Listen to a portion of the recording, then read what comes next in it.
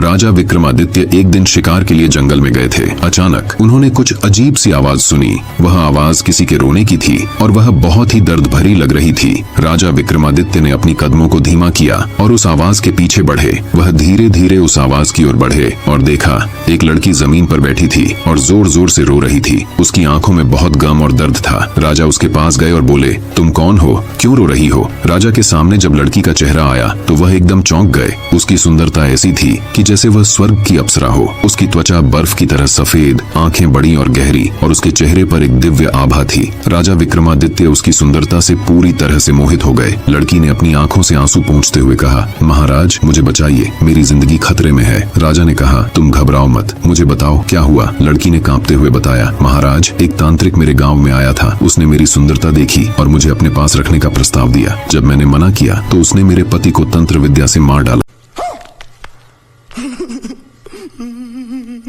मुझे पकड़ने के लिए मुझे ढूंढ रहा है। राजा ने कहा, तुम डर मत, मैं तुम्हारी मदद करूंगा। मुझे बताओ वह तांत्रिक कहाँ है? लड़की ने राजा को एक गुफा की ओर इशारा करते हुए कहा, वह गुफा में है, वहीं वह अपनी ताकत इकट्ठी कर रहा है। राजा विक्रमादित्य और लड़की गुफा तक पहुंचे। गुफा के भीतर एक अंधेरा और खतरनाक माहौल था। राजा ने देखा कि तांत्रिक अपनी तंत्र विद्या का अभ्यास कर रहा था। राजा ने तुरंत तांत्रिक से कहा, तुमने इस लड़की का जीवन बर्बाद किया है, अब तुमसे बदला लिया जाएगा। तांत्रिक ने अपनी आंखें खोली और हंसते हुए कहा, तुम मुझे हरा कर दिखा सकते हो? तुम जानते नहीं हो कि मैं किस ताकत को नियंत्रित करता हूँ। राजा थोड़ा चौंके और सोचा, यह आदमी कुछ अलग ही है। तभी राजा ने बेताल को याद किया। कुछ ही क्षणों में बेताल प्रकट हुआ और राजा से कहा, राजा विक्रमादित्य, वह तांत्रिक सही कह रहा है। उसकी आत्मा उसके शरीर में नहीं है। उसकी आत्मा एक रहस्यमय दीपक में छिपी है। अगर वह दीपक बुझ जाता है तो तांत्रिक की ताकत खत्म हो जाएगी। राजा विक्रमादित्य ने कहा, दीपक कहाँ है? बेताल ने जवाब दिया, वह गुफा के पीछे एक मंदिर में है, वहाँ एक दीपक जल रहा है। राजा विक्रमादित्य ने लड़की से कहा, तुम उस मंदिर में जाओ और वह दीपक बुझा दो, मैं तांत्रिक से निपटता हूँ। लड़की ने मंदिर में जाकर दीपक बुझा दिया। जैसे ही दीपक बुझा, तांत्रिक का शरीर गिर पड़ा। उसकी सारी ताकत खत्म हो गई और वह मर गया।